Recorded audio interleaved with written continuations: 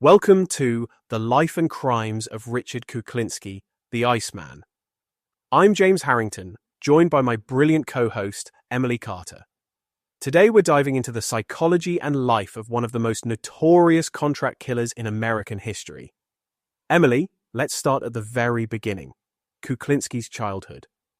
It's hard to overstate just how violent and traumatic his early years were. Absolutely, James. Kuklinski was born in Jersey City in 1935, and both of his parents were, frankly, horrifically abusive. His mother, Anna, was a strict Catholic who enforced rigid rules and never showed any warmth or compassion. She'd beat him with a broom for the smallest infractions. And his father, Stanley, was a violent alcoholic who would disappear for stretches, only to return and inflict more beatings. The violence was so severe that Richard's brother actually died from the abuse. That's a level of trauma that shapes a person's entire worldview. It's chilling, isn't it? I mean, you hear about these backgrounds and you wonder, could that alone explain what Kuklinski became? Or is it just one piece of a much darker puzzle? That's the big question in forensic psychology, isn't it? I've worked with offenders who had almost identical upbringings, and while many develop issues, not all become killers. But in Kuklinski's case, the violence at home was a catalyst for his aggression, no doubt. And that aggression started early. There are reports, actually more than reports, Kuklinski himself admitted, that as a child he took out his anger on animals. Cats and dogs mostly. It's a classic warning sign, isn't it? It is.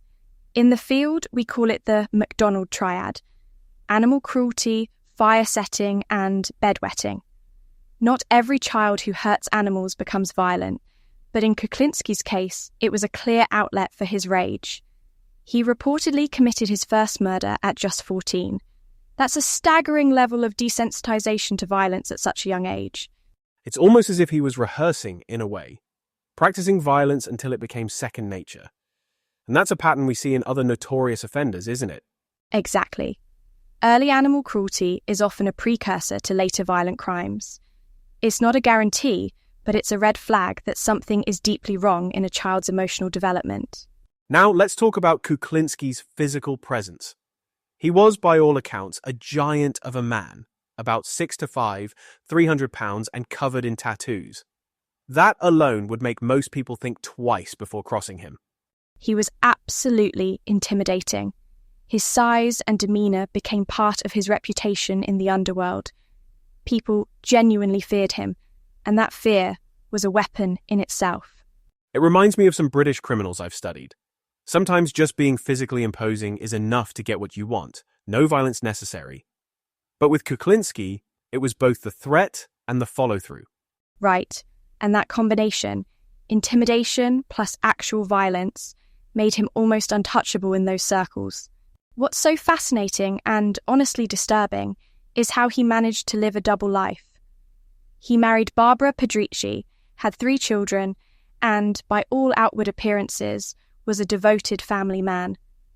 His neighbours in Dumont, New Jersey, thought he was just a successful businessman.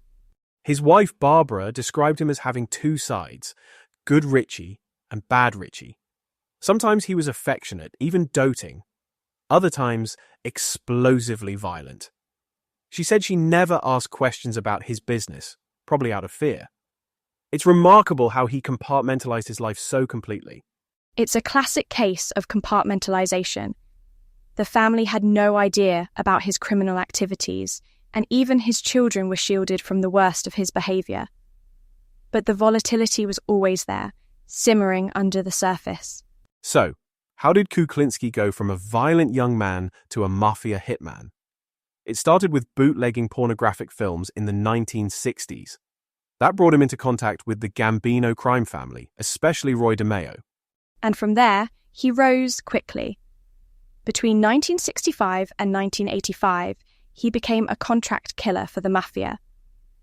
It's interesting how his criminal roles evolved, from business-like vice, like distributing illegal films, to routine, almost industrialized killing. It's as if the business side of crime was just a stepping stone. Once he proved himself reliable and ruthless, He was trusted with more serious and deadly work. Exactly. And the mafia valued that reliability. He was someone who could get the job done, no questions asked. Now, let's talk about what made Kuklinski infamous. The methods he used.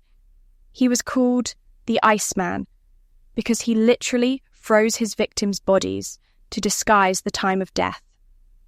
The case of Louis Masguet is the most famous. He kept the body in a freezer for over 2 years before dumping it. He also used cyanide, shootings, strangulation. He adapted his methods to the situation. It's almost clinical, the way he approached murder. The plastic wrapping, the freezing, the poisons. It was all about avoiding detection. That methodical approach says a lot about his psychological state. He wasn't just violent, he was calculating. There's a difference between impulsive rage and cold, planned execution. Kuklinski was the latter, through and through. He was convicted of 5 murders. George Maliband, Gary Smith, Daniel Deppner, Louis Masguet, and Paul Hoffman. But he claimed to have killed over 100 people, sometimes even 200. Most experts and law enforcement are skeptical of those numbers. It's a classic case of grandiose self-narratives. Offenders like Kuklinski often exaggerate their exploits to boost their own mythos.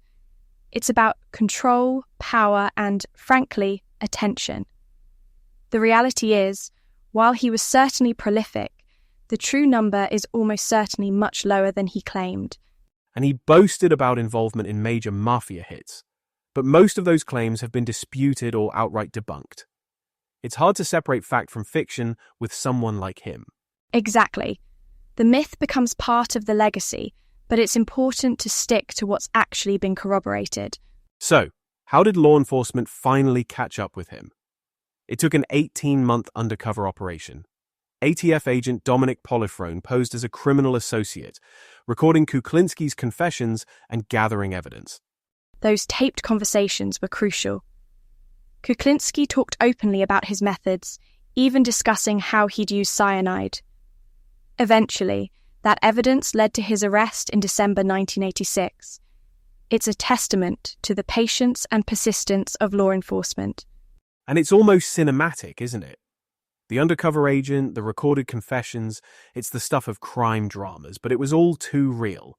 After his arrest, Kuklinski was sentenced to multiple life terms in 1988. He wouldn't have been eligible for parole until he was 111 years old. But what's fascinating is how he became a minor media celebrity while incarcerated. He gave sensational interviews, inspired documentaries, and even books.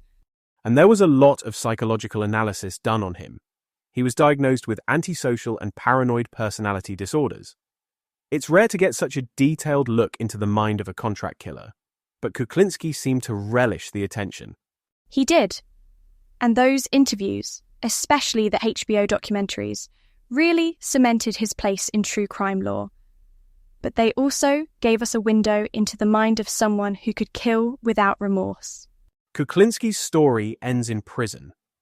He developed Kawasaki disease and died in 2006 at the age of 70, after 18 years behind bars. There's even a strange footnote. His ex-wife signed a "do not resuscitate" order before his death. And when the hospital called to ask if she wanted to rescind it, she declined. It's a fittingly cold end for someone who lived such a violent life. But his legacy endures. In criminology, in pop culture, in endless debates about the roots of evil. Films, documentaries, books, they all keep the myth of the Iceman alive. And that's what makes his story so enduring. It's not just about the crimes, but about the questions he leaves us with. About nature, nurture, and the darkness that can lurk behind the most ordinary of facades. Emily, it's been a fascinating discussion. Thanks for joining me. Thank you, James. And thanks to everyone listening. We'll be back with more true crime stories and psychological deep dives. Until next time, take care. Goodbye, Emily. Goodbye, everyone.